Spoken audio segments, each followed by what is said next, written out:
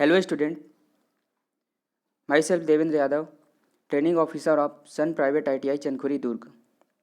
तो स्टूडेंट आज का हमारा टॉपिक है classification of DC generators, DC जनित्रों का वर्गीकरण। डीसी जनित्रों को जो है मुख्यतः दो भागों में वर्गीकृत किया गया है। एक है आपका प्राइम मूवर के आधार पे और दूसरा है उत्तेजन प्रणाली के आधार पे। प्राइम मूवर के आधार पे हम देख सकते हैं यहाँ पे इनको तीन प्रकार से बांटा गया है। एक है आपका जल टरबाइन, दूसरा है वाष्प और तीसरा है डीजल इंजन।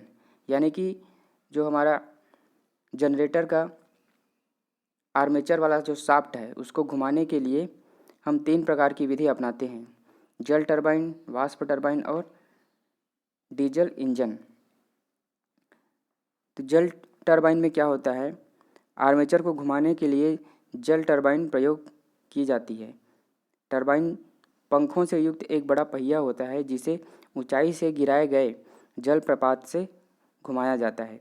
इस प्रकार की व्यवस्था में जल का स्तर ऊंचा उठाने तथा जल की निर्बाध आपूर्ति हेतु बड़े बड़े बांध बनाए जाते हैं। ठीक इसी प्रकार दूसरा है आपका वाष्प टरबाइन। वाष्प टरबाइन में जनित्र में आर्मेचर को घुमाने के लिए जल वाष्प टरबाइन प्रयोग की जाती है। यानी कि जल को पहले वाष्प बनाया जाता है और उस वाष्प के द्वारा टरबाइन को घुमाया जाता है। इसी प्रकार है डीजल इंजन।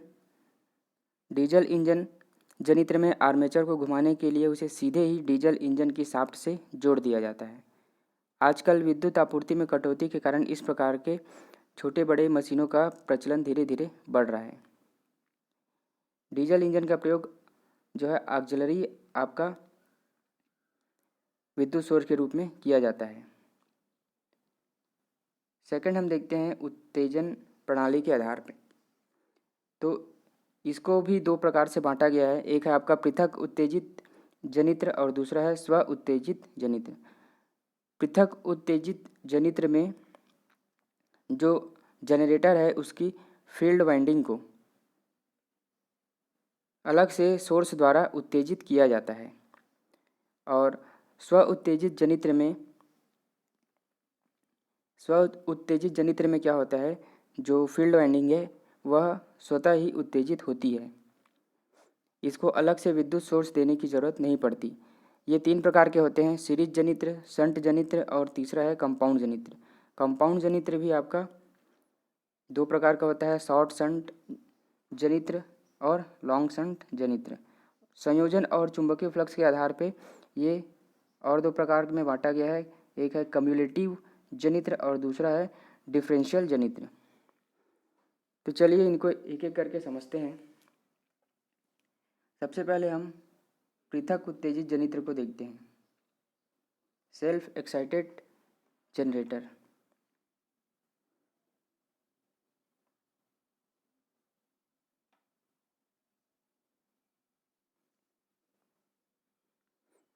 ये जो डायग्राम आप देख रहे हैं इसमें दिखाया गया है कि जनरेटर को सेल्फ एक्साइटेशन दिया गया है। यानी कि इसके लिए यहाँ पे एक बैटरी विद्युत सोर्स के रूप में लिया गया है और इसे फील्ड वाइंडिंग के साथ कनेक्ट किया गया है। इस प्रकार हमारा जो फील्ड वाइंडिंग है वो अलग से एक्साइटेड होता है और जो हमारा आर्मेचर वाइंडिंग है वहाँ से हमें लोड के लिए विद्युत सप्लाई आपूर्ति होती है। पृथक उत्तेजित डीसी जनित्र का जो अभिलक्षण है, इसमें दो प्रकार के अभिलक्षण हमें प्राप्त होते हैं। एक है आपका खुला परिपथ अभिलक्षण और दूसरा है बाह्य परिपथ या आंतरिक अभिलक्षण।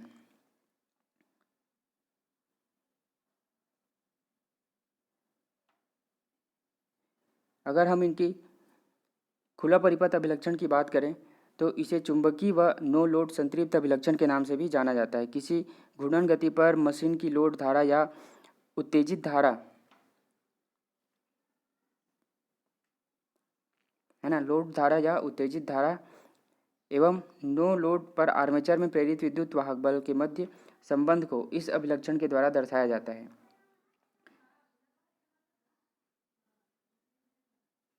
फील्ड क्षेत्र यानी कि आईएफ और प्रेरित विद्युत वाहक बल, जो विद्युत वाहक बल उत्पन्न हो रहा है उसके बीच यह अभिलक्षण दर्शाया जाता है। यहाँ पे आप देख सकते हैं कि इसमें जो अभिलक्षण है वो कुछ इस प्रकार का प्राप्त होता है। यह गति की नियत अवस्था, इस रेंज पे जाने के बाद जो स्पीड है वो नियत हो जाती है और वोल्टेज हमें स्थिर प्राप्त होता है। इसे हम संतृप्त अवस्था भी कहते हैं। नेक्स्ट हम देखते हैं बाह्य व आंतरिक अभिलक्षण। टर्मिनल वोल्टेज V, यह आपका टर्मिनल वोल्टेज V और प्रेरित विद्युत वाहक बल जो आर्मेचर में विद्युत वाहक बल उत्पन्न हो रहा है वह, और लोड धारा IL है ना, लोड धारा IL, इसके बीच इसे खींचा जाता है।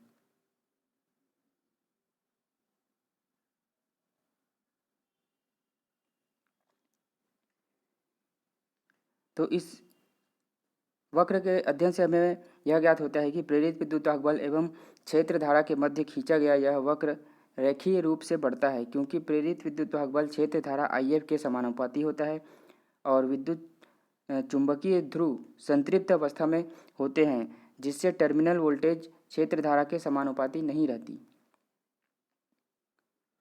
अंत में जब चुंबकीय ध्रुव पूर्ण रूप से संतृप्त हो जाते हैं तब क्षेत्र धारा में वृद्धि होने पर भी प्रेरित विद्युत वाहक बल में कोई वृद्धि नहीं होती।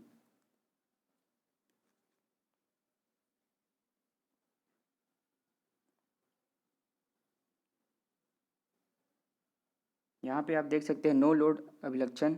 इसमें आपका जो विद्युत वाहक बल है या टर्मिनल वोल्टेज है ये स्थिर अवस्था में रहती है। आर्मेचर प्रतिक्रिया के कारण इसमें वोल्टेज ड्रॉप थोड़ा सा होता है और बाह्य अभिलक्षण में वोल्टेज ड्रॉप AD यहाँ पे दर्शाया गया है।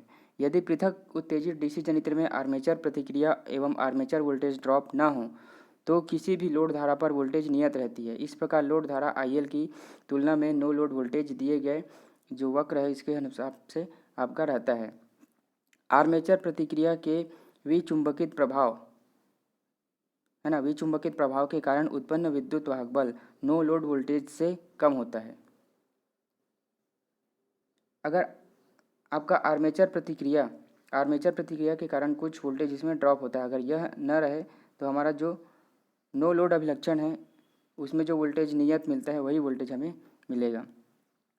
पृथक उत्तेजित DC जनित्र के लिए IA यानी कि आर्मेचर करंट और लोड करंट बराबर रहता है। आर्मेचर में ब्रशों में उत्पन्न ओमिक ड्रॉप के कारण टर्मिनल वोल्टेज भी कम हो जाती है। ओके, नेक्स्ट हम देखते हैं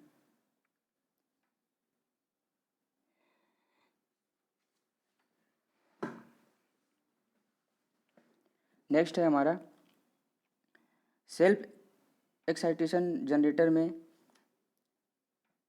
यही है सिंपल। और इसके बाद है आपका स्व उत्तेजित जनित्र, जिनमें हमें पढ़ना है सीरीज जनित्र, शंट जनित्र, कंपाउंड जनित्र। तो सबसे पहले हम देखते हैं सीरीज जनित्र।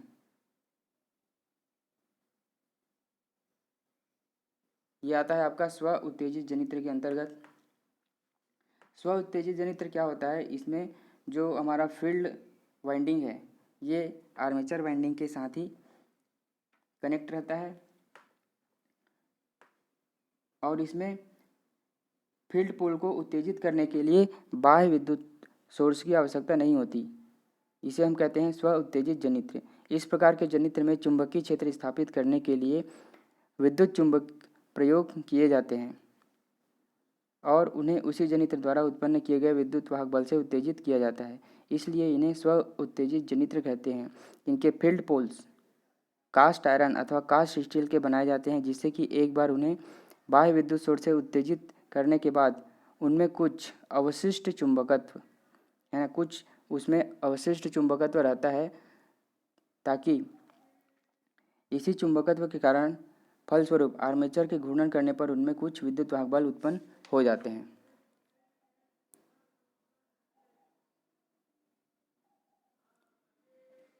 सेल्फ एक्साइटेड या कह सकते हैं स्व उत्तेजित जनित्र जो है तीन प्रकार का आपका होता है। पहला है सीरीज जनित्र, दूसरा है शंट जनित्र और तीसरा है कंपाउंड जनित्र। सीरीज जनित्र, सबसे पहले हम देखते हैं सीरीज जनित्र। इसमें आर्मेचर, फील्ड वाइंडिंग तथा लोड तीनों श्रेणी क्रम में होते हैं।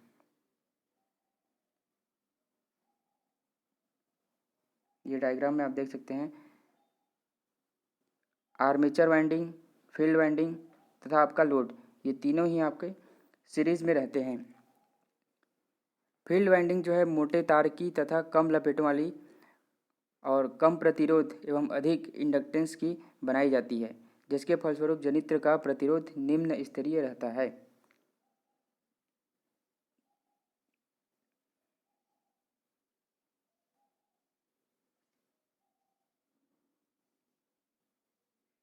इस जनित्र को बिना लोड संयोजित किए नहीं चला सकते, है ना। इस जनित्र को बिना लोड संयोजित किए नहीं चलाना चाहिए, क्योंकि ऐसी अवस्था में इसके परिपथ में विद्युत धारा का प्रवाह मान शून्य हो जाता है। लोड परिवर्तन से मशीन की टर्मिनल वोल्टेज भी परिवर्तित हो जाती है। अतः सीरीज जनित्र में नियत लोड पर ही चलाना चाहिए। सीरीज जनित्र को नियत लोड पर ही चलाना चाहिए।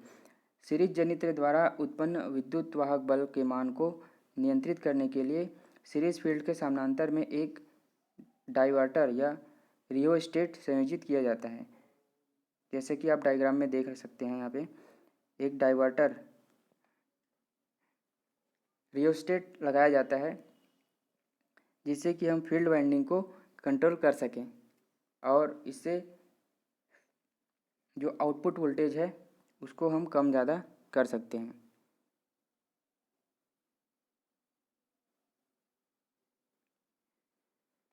यह है आपका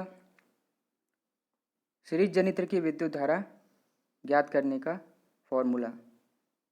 इसमें जो IL इज इक्वल टू आपका होता है EA इंड्यूस्ड EMF, है ना। आर्मेचर में जो वोल्टेज उत्पन्न हो रहा है वह, और ये बटे में आपका रहता है RA प्लस RSE, यानी R आपका सीरीज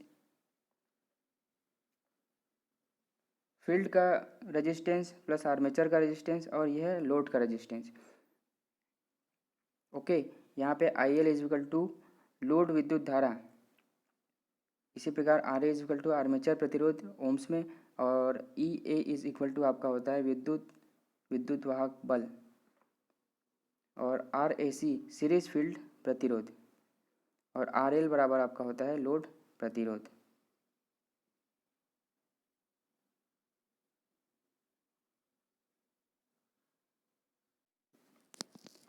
तो स्टूडेंट, सीरीज जनित्र में एक चीज़ हमें ध्यान रखने वाली बात है, इसको बिना लोड के नहीं चलाना चाहिए, क्योंकि इसमें होता है आपका IL is equal to IAC बराबर IA, यानी कि आपका आर्मेचर करंट और फील्ड करंट के साथ ही साथ आपका लोड करंट, ये तीनों आपका सेम रहता है। सीरीज जनित्र का अगर अभिलक्षण वक्र की बात करें तो सीरीज जनित्र का जो वक्र है वह प्रेरित विद्युत वाहक बल E, टर्मिनल वोल्टेज V तथा लोड धारा IL के मध्य खींचा जाता है। सीरीज जनित्र के लोड में वृद्धि होने पर वोल्टेज में भी वृद्धि होती है, जिससे कि लोड धारा बढ़ने पर फील्ड फ्लक्स में वृद्धि होती है। अतः चुंबकीय संतृप्तता की स्थिति जो है प्राप्त हो जाती है, तब धारा बढ़ने से फ्लक्स बहुत कम हो जाता है। आर्मेचर धारा बढ़ने से आर्मेचर प्रतिक्रिया भी बढ़ती है, जिससे वोल्टेज घट जाती है।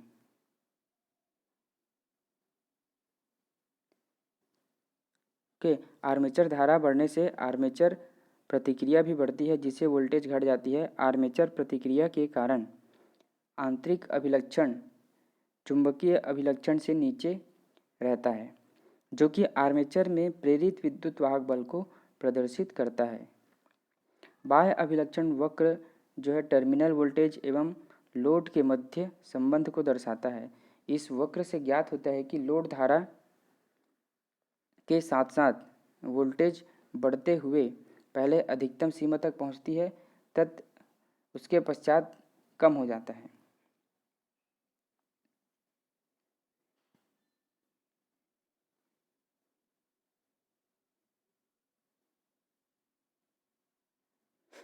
ओके स्टूडेंट, तो यहाँ पे हमने सीरीज जनित्र के अभिलक्षण और उसके डायग्राम को देखा और फॉर्मूले को।